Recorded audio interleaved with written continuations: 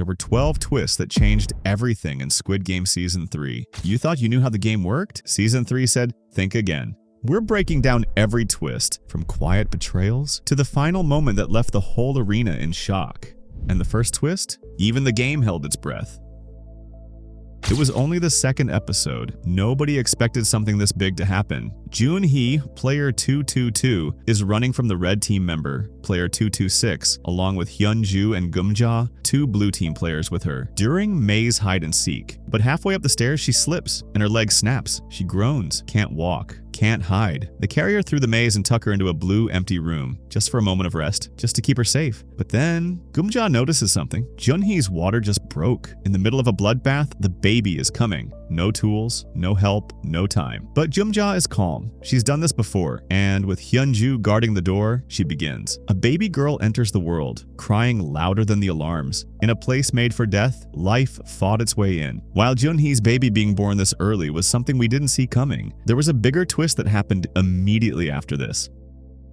Hyun-ju kept her promise. She protected Joon-hee. She saved the baby. After helping deliver the child, Hyun-ju fights like hell to keep them safe. She runs through the maze, bruised, cut, and barely standing. Wearing the 3 keys, she found the exit and was about to step out happily, but she stopped and thought of Joon-hee, baby, and Gum-ja. She went back to take them with her. When Hyun-ju says, I found the exit.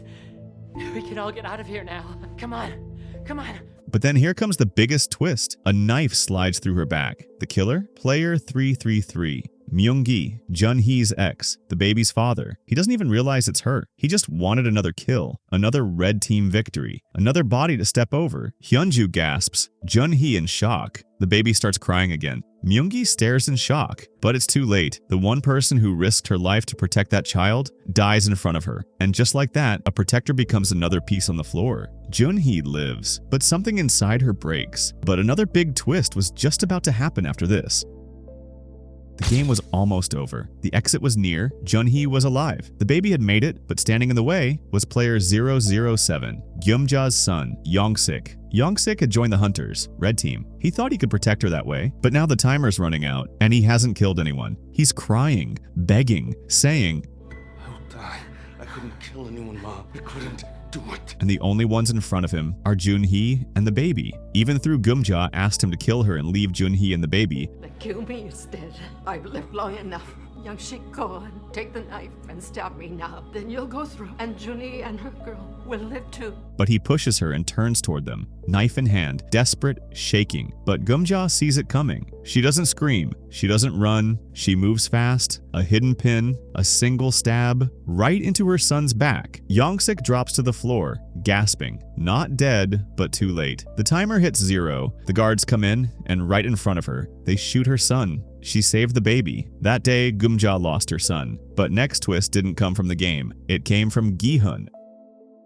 He said he'd bring the magazines, said he'd fight with them, said he'd be a hero, but he never came back. When the rebellion was failing, Dae-ho disappeared. No help, no message, nothing. And Gi-hun noticed. The whole season, he kept looking at Dae-ho, not scared, just angry. The kind of anger you feel when someone promises to fight with you and runs away instead. In episode 2, they were trapped in the starry maze. Dae-ho was on the blue team. Gi-hun on the red team was supposed to survive, not kill. And now, cornered in the maze, blood on his face, Dae-ho blames Gi-hun for everything. You killed them all, you're a psycho! They're dead because of you! He shouts, but Gi-hun doesn't shout back. He stares. It's your fault. That line cracks everything. Dae-ho froze. He lied. Now he's blaming Gi-hun to save himself. Gi-hun steps forward. He grabs Dae-ho, slams him against the wall. Then, without a knife, without rules, he chokes him until silence falls. Dae-ho kicks, chokes. Gi-hun's grip never loosens until there's nothing left. He breathes, heavy, over the body. Not because he needed to survive, but because someone had to take the blame. But after that, another bigger twist came that broke. Everyone was waiting for us.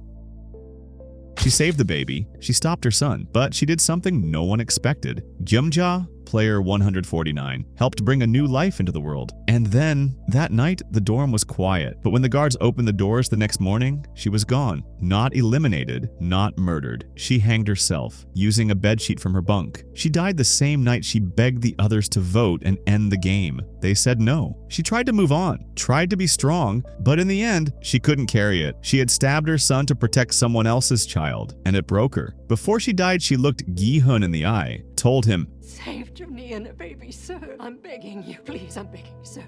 Please help get them out of here, please. And then she disappeared. No letter, no goodbyes, just a silence that hit harder than any gunshot. The game broke people in different ways, but Jun-hee chose to break the rules with love. In a game like this, that might be the cruelest twist of all.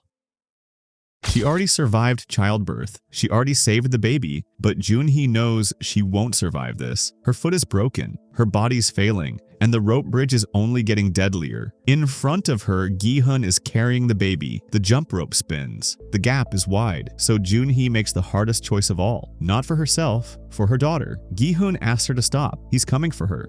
Junie, just stay there! I'll come to you! She turns to Gi-hun and says, Please don't come, just stay there. If you don't survive, my baby will die too. You said the most important thing was saving my little girl. That's what I'm trying to do right now. and after that, her last words were, Watch over her. Then she steps forward and disappears into the dark. No scream, no goodbyes, just a mother making sure her baby gets one more breath. Fans thought they had it figured out. This twist said, think again. Gi-hun stands face to face with the front man in the sleek VIP room. Cold lights, heavy silence. A knife lies between them. In-ho offers Gi-hun. So just kill them tonight. You and the baby can get out of this place alive. Gi-hun takes the knife and moves back, and the last thing In-ho said was, Player 456, do you still have faith in people? He walks away silently. The baby is sleeping, and the room is full of targets. Gi-hun looks down at the players who trusted him, the ones who followed him. He grips the blade tighter, walks up to one of them, leans down, and then stops because he hears her voice. Sir, don't do it. That isn't you. You're a good person at heart. It's Se-byok from season 1, from another life. And that memory hits harder than the offer. He could have ended the game. He could have saved himself. Instead, he chose not to become the monster. But now comes the most heartbreaking twist that we never expected.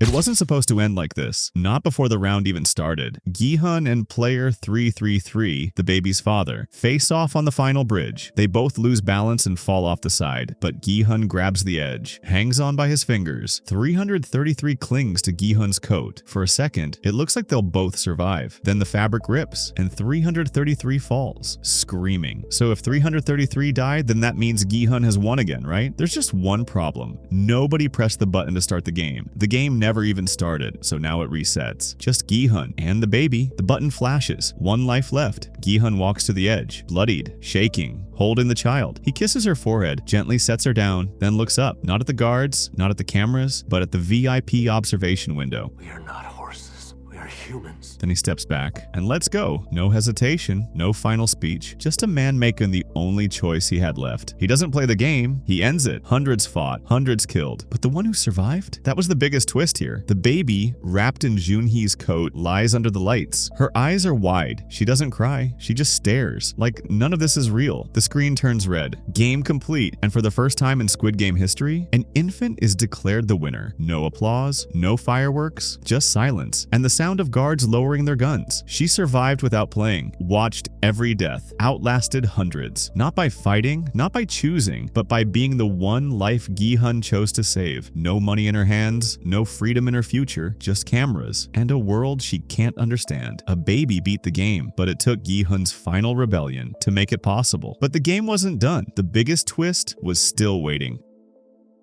The games are over, but the island isn't done yet. Jun-ho enters the island, gun in hand, and behind him, reinforcements. The Coast Guard is on its way. He spent 3 years searching, 3 years chasing shadows, digging through lies and risking everything. And now, after all that silence, he's finally here. And this time, he's not alone. He storms through the halls, not as a player, not as a guard, but as a brother. And in the game area, he finds him, the front man, still holding the baby. Jun-ho aims his gun, yells, Why? Why did you do it? But his brother doesn't answer. Instead, he just walks away quietly. The front man has already pressed the red button. A timer starts ticking. 30 minutes, the guards run, the screens shut off, the whole system begins to die. Junho chases after him, but it's too late. The front man vanishes. The island goes up in flames. Fire, ash, silence. Years of horror, wiped clean in one final boom. But not every twist ends in death. Some begin with hope. The island is gone, the smoke hasn't cleared, but something small is still breathing. Junho opens his front door and freezes. The baby is there, lying on his dinner table, wrapped in Junhee's coat 222, with a golden ATM card resting on her chest. The same card Gi-hun received in Season 1, but this time, it's not a prize, it's a message. And beside it, there is a Squid Game card, which says, Player 222, Winner, Golden Card. Junho stares at her. She stares back, tiny, calm, like she's waiting. He lost his brother, he lost his job, but now, he's holding the future. She never got a name inside the game, but out here, she's going to live. But this last twist, it leaves Korea behind. We thought it ended. We thought the island was gone. We were wrong. When in the last scene, In-ho went to Los Angeles to find Gi-hun's daughter. He handed her a coat, an ATM card full of money, and the black box of Squid Game, all the winnings that he won in Season 1. But on the way back, he sees something. On a street corner, a woman in a suit is crouched beside a homeless man. They're playing dokji, red and blue tiles, just like before. She slams the paper down. In-ho lowers his window. She looks up, smiling, calm, creepy. They lock eyes for just a few seconds, but it says everything. The game didn't die, it evolved. This time, it's in America. Squid Game isn't just back, it's everywhere now. But did you know that in Episode 1, there were hidden clues that you missed? Watch our next video, everything you missed in Episode 1 of Squid Game Season 3.